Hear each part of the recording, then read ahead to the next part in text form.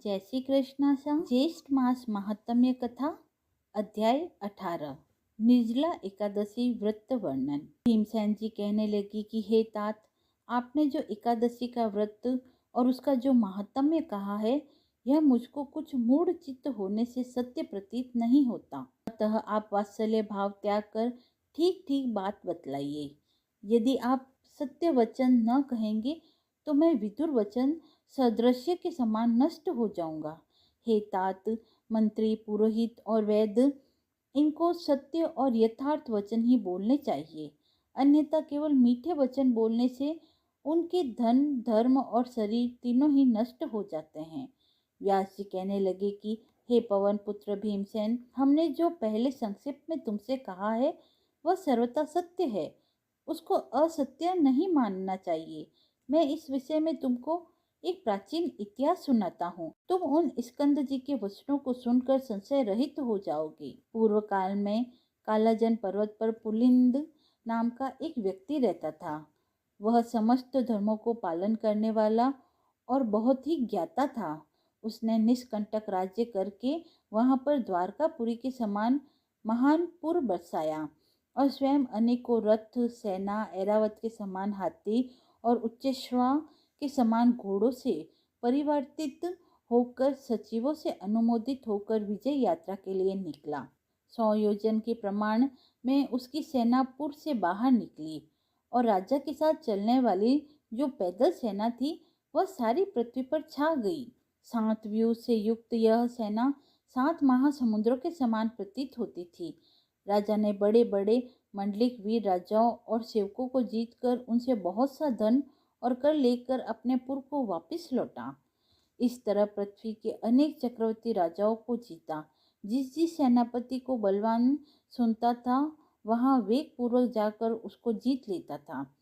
इस प्रकार घूमते घूमते राजा के गुप्तचरों ने आकर राजा को संदेश दिया कि महाराज, यहाँ पर सबों का मालिक एक परम धर्मात्मा एक राजा है, जो कि श्रुति, स्मृति और पुराणों को ज्ञाता और देवता तथा अतिथियों का पूजक, सत्य प्रतिज्ञ और बड़ा ही शूरवीर है।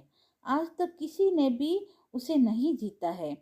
उसको बिना जीते इस भूमंडल में आपकी कीर्ति संतुष्टदायक नहीं हो सकती। अपने गुप्तचरों से यह समाचार सुनकर राजा पुलिंद ने अपने अपने मंत्रियों सहित और सेना सहित उस प्राचीन वरही के संपूर्ण नगर को चारों तरफ से घेर लिया और राजा पुलिंद के सैनिक उस नगर के चारों तरफ स्थित हो गए। जैसे वन में है बहुत से गिद्धड़ों से एक सिंह घेर लिया गया हो, इसी तरह उसको चारों तरफ से घेर लिया। हे तपोधन, उस समय उस नगर में बड़ा कोलाहल मचा। कुछ लोगों ने राजा से और कुछ ने मंत्रियों से जाकर कहा, हे राजन, उस दिन ज्येष्ठ मास के शुक्ल पक्ष की एकादशी तिथि थी। उस नगर के सभी लोग स्नान आदि करके भगवान विष्णु की पूजा में रत हो गए और पूजा में लीन होने के कारण आपस में बातचीत भी नहीं करते थे। ऐसे समय में राजा पुलिंद के सैनिकों ने ग्राम में घुसकर लूटमार मचा दी।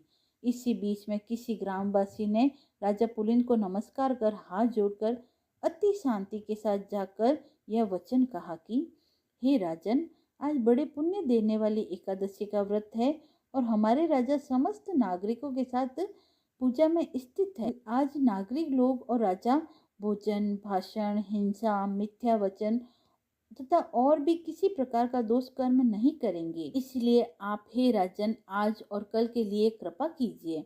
मैंने यहाँ की जो निश्चित बात है स्वयं अपने विचार से कहने आया हूँ। अतः हे राजन, इन दिनों में आप जो कुछ भी करेंगे हमारे राजा उसे सहन करेंगे, परंतु परसों क्या होगा यह मैं नहीं कह सकता और न जानता हूँ। इति श्री भविष्य पुराणे ज्येष्ठ मास महात्म्य निर्जला एकादशी व्रत वर्णन 18वां अध्याय समाप्त हुआ। अगर आपको वीडियो पसंद आया हो तो आप मेरे चैनल को लाइक, शेयर एंड सब्सक्राइब अवश्य करें। धन्यवाद।